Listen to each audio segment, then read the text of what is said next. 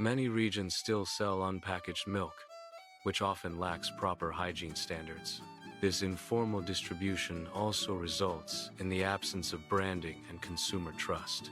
Modern consumers increasingly demand clean, safe, and well-packaged dairy products, creating a market opportunity for packaged milk businesses.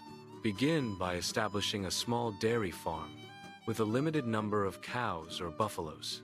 Invest in pasteurization and packaging equipment to ensure product safety and marketability.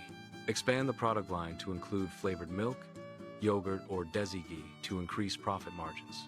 Loose milk is typically sold at approximately $0.50 per liter.